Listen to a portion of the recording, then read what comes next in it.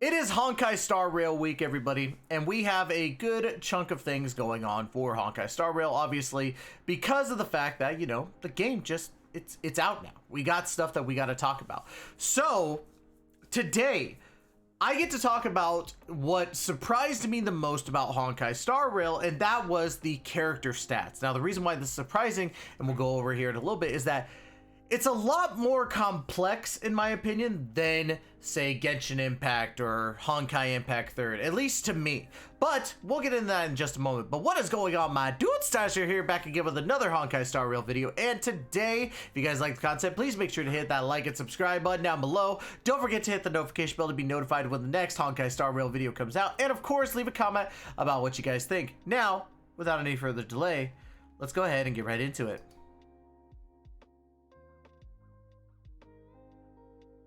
Character stats, right? Character stats are always apparent in every single game that we play.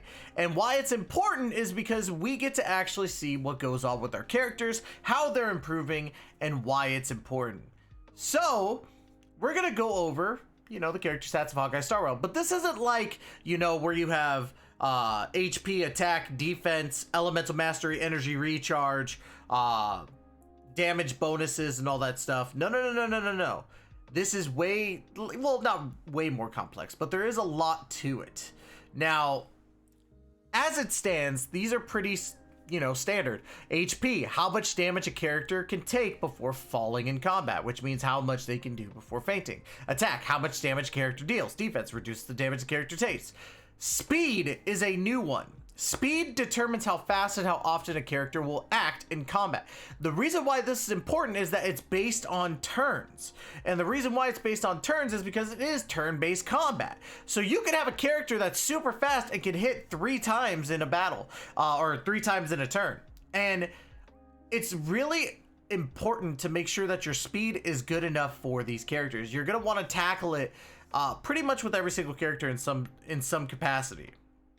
Now, we obviously know about crit rate, which is how likely it is that a character will land a critical hit, and crit damage determines the damage multiplier when landing a critical hit. Those are pretty important and standard in most characters, except for maybe healers, obviously, and tanks. It's not really apparent for them to have critical hits in battle. Same with supports, really, but some offensive supports in the game will need the crit hits, so be ready for that. Crit rate and crit damage is mainly going to be for those DPS characters that you're going to be running on your team. Whether it be a general, a single target, or a multi-target DPS, you're going to want to make sure to maximize your crit rate and crit damage depending on who you're running.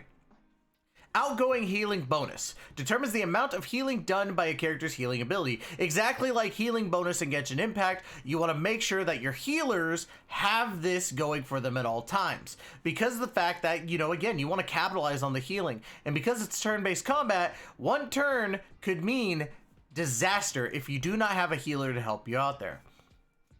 Energy restoration rate, same as energy recharge, determines how fast a character charges energy for their ultimate ability, exactly like energy recharge. Now, here's where stuff gets a little bit tricky, because in Genshin Impact, right, most of these like things that we're about to talk about, these last 4 stats, are not something that you can roll on an artifact. These 4 are. Effect hit rate determines how likely it is the character to apply a debuff on the enemy.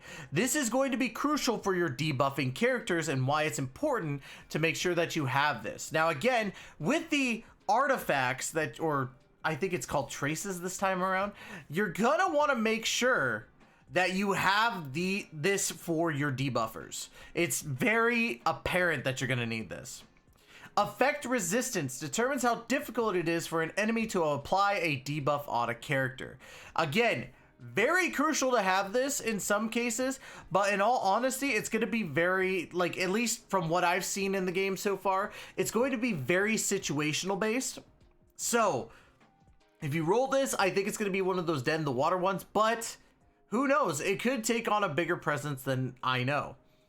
Elemental damage boost, we already kind of know about this when it comes to the elements, and it's the same thing as Genshin Impact. Determines the damage multiplier for skills and attacks to deal elemental damage. Note that there are 7 different elements in the game, and each element has its own separate elemental damage boost rate, exactly like Genshin Impact. And the same with elemental resistance boost.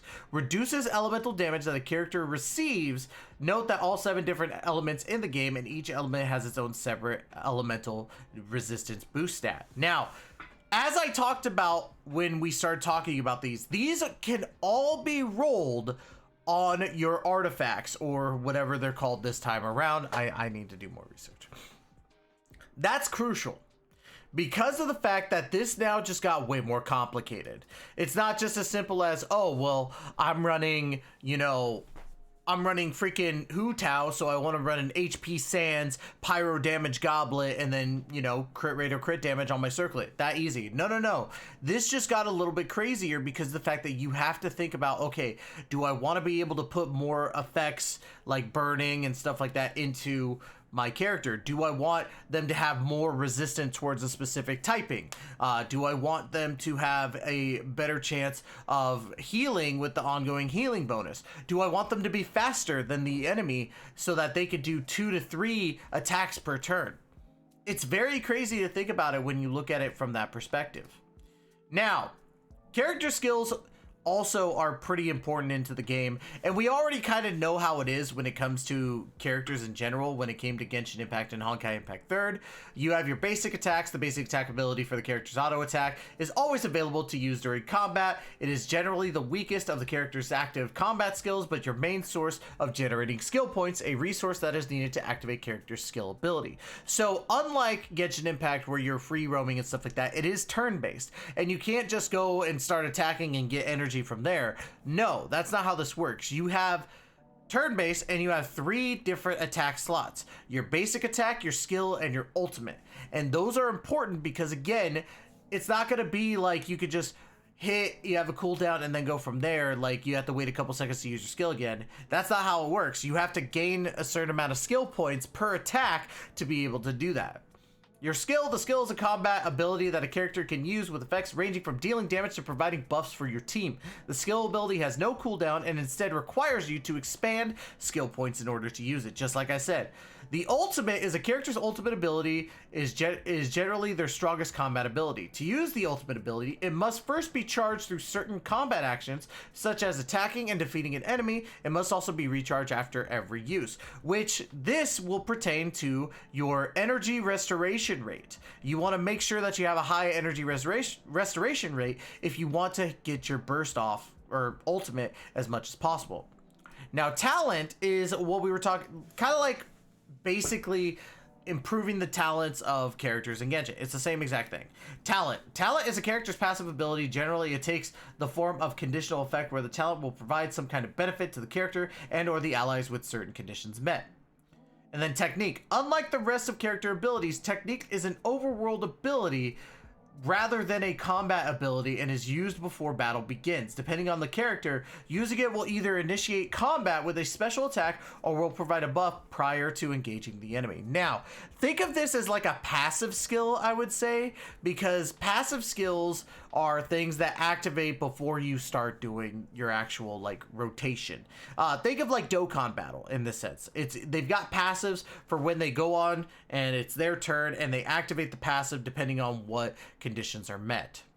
Now, we'll get into character progression here in a bit, but it's important to note that all this stuff right here that you see when it comes to your basics, attacks, skills, ultimates, you're gonna want to focus on whatever is going to come from those abilities, because if you have a debuffer and their skill debuffs, that's why you want to go ahead and get that effect hit rate, because you want to be able to apply that debuff to those enemies. If your character relies on your ultimate, not only are you going to want to do crit rate and crit damage here, but you're also going to want to focus on energy restoration rate. If your character, has an ultimate that has healing, you're going to want to make sure that you have an outgoing healing bonus. So this is going to be not extremely complicated, I would say. I think that honestly the elemental damage resistance is not going to be too big a deal, but again, I could be wrong. It could be more situational than anything else. But yeah, I think the biggest thing out of this is speed. And the reason why speed's so important, again, as we talked about, is you want to hit multiple attacks. Say in one turn, you could use one basic attack, you get your skill, use your skill, and then go back to a basic attack to keep on building energy, and then the next turn you're able to hit your ultimate. You want to make sure that you've got enough speed to do that. So I think DPS characters are going to benefit from the 4 stats: speed, crit rate, crit damage, and energy restoration rate. Obviously debuffers or buffers in general, they're going to focus with more of the effect hit rate, effect resistance, that type of stuff. And then of course you got your healers, which are going to have the ongoing healing boost and stuff like that. So yeah, it's crazy to think how much of a difference there is between Genshin and Honkai Star Rail as it pertains to these stats and all that. So I'm very excited for this, and I can't wait to see what comes next from it.